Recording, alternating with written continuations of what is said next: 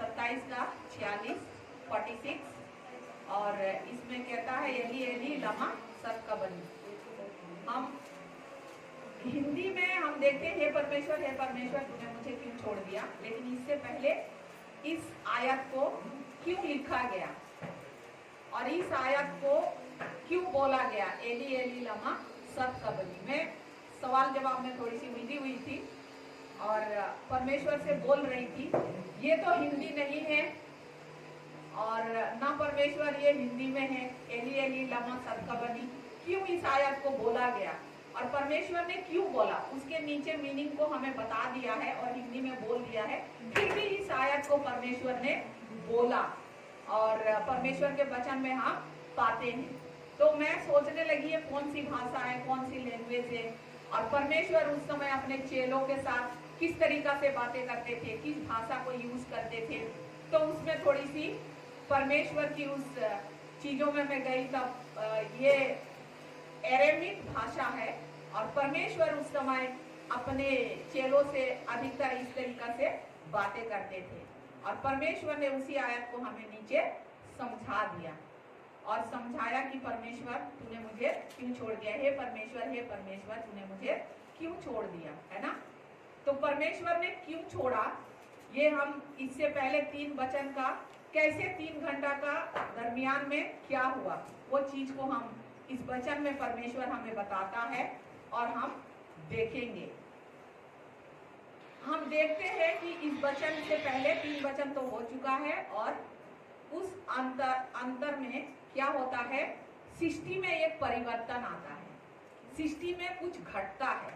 जो सृष्टि करता है वो वहां शांत हो जाता है, उस क्रूस पर बिल्कुल शांत, कुछ समय के लिए चुपचाप एकदम बिल्कुल शांत यीशु मसीह रहता है। और कुछ सृष्टि में घटता है, वो है कुछ घटता है, वो है पूरी पृथ्वी में क्या होता है, अंधकार हो जाता है, पूरी तरह से अंधकार हो जाता है। और क्या होता है, सूर्य जो हमें उजाला देता है वो अपना मुंह को छिपा लेता है और परमेश्वर फिर वहां पर कहता है, सूर्य अपने मुंह जैसा पूरी तरह से छिपा लेता है। तब हम परमेश्वर वहां पर एक वचन और तब हमें बताता है क्यों छुपा लेता है और क्यों ऐसे क्यों हुआ, परमेश्वर ने क्यों कहा तूने मुझे छोड़ दिया। इसका उत्तर हम पाते हैं यशाया 49 उसका दूसरे अध्याय में, यशाया का 49 का दूसरे अध्याय में परमेश्वर वहां हमें बताता है कि क्यों ऐसे हुआ और किस लिए हुआ। परमेश्वर हमें वहां पर बता रहा है उस वचन के दौरान। हम उस वचन को भी देखेंगे। 59 का दूसरी अध्याय, परंतु तुम्हारे अधर्मों के कामों ने तुमको तुम्हारे परमेश्वर से अलग कर दिया है और तुम्हारे पापों के कारण उसका मुंह तुमसे छिप गया है कि वह नहीं सुनता, है ना। परमेश्वर यहाँ हमें बता रहा है कि क्या रीजन है, क्या कारण है और क्यों ऐसे हुआ। परंतु तुम्हारे अधर्मों के कामों ने तुमको तुम्हारे परमेश्वर से अलग कर दिया और तुम्हारे पापों के कारण उसका मुंह तुमसे ऐसा छिपा है कि वह नहीं सुनता। हम यशाया का